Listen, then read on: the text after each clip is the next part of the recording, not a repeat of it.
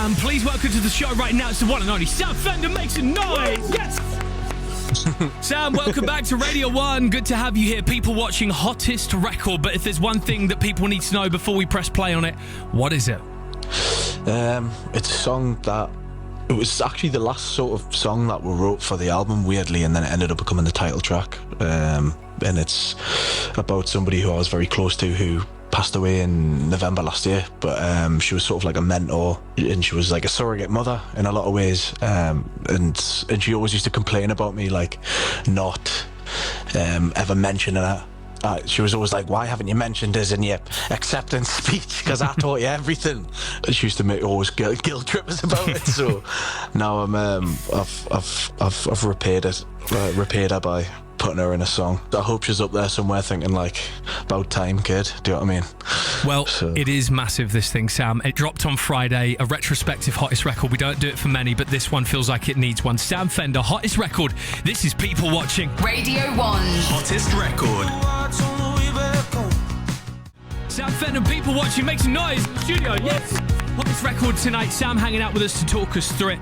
Talk us through the observations, Sam, on People Watching. What was on your mind? I was with my friend who was unwell, and she was in like a palliative care place, and it was just sort of about what was going through my mind, I guess, when I was walking to and from the care home, because it was me and her wonderful nieces and my mate Joe, who were very close to her and who were all kind of taking turns to be with her. So it was just sort of, it came from around just the walks to and from there, from my house to where she was.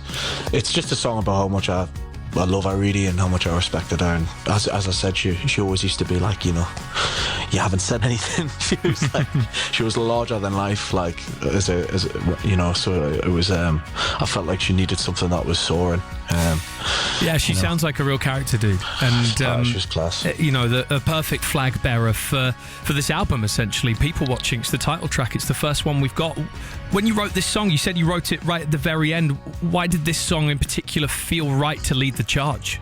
I was finishing up the album around that time, and I was actually playing Annie Everything around that time, and then I basically wrote a load of new songs, and then it was like, I didn't know what the album was by this point, because I'd already kind of done an album. And then I went to America and worked with Adam Grandiseel from the War on Drugs, and we ended up in this sort of like Tom Petty trance for that whole time, like just loving like all of them classic like Tom Petty tunes from like Full Moon Fever, and it ended up being sort of one of the most euphoric tracks on the record, I thought. And then I guess it made sense at the end. It was like, oh well, it's about Annie, and I guess the whole album's sort of a collection of stories, and it's a bit more outward pointing than I suppose 17 Going Under was. So it's all about different people who I know and in my hometown, and it kind of felt like a great title.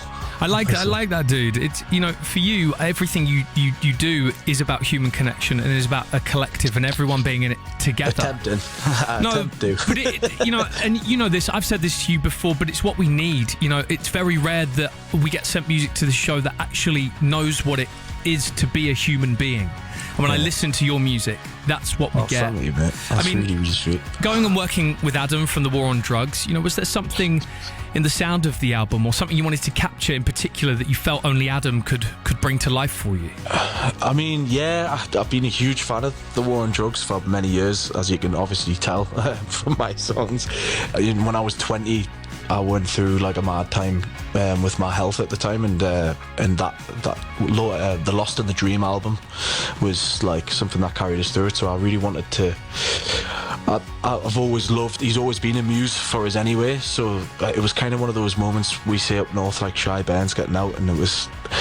You know, I just thought I'm gonna ask, and I asked him, and then we ended up working with him, and I think it was, to be honest with you, I was like, you know, I can get away with ripping him off if he's in the room.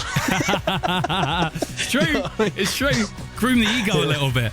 Yeah. So, but I mean, he gets it. You know what I mean? And he really he transforms the album in a way that I really didn't expect. Well, you're living the dream, Sam, and your hottest record tonight on Radio 1. Make some noise for Sam Fender, everybody! Yes! And because it's hottest record, you know what that means? We run it twice. Sam Fender and People Watching. Cheers, Radio 1. Hottest record.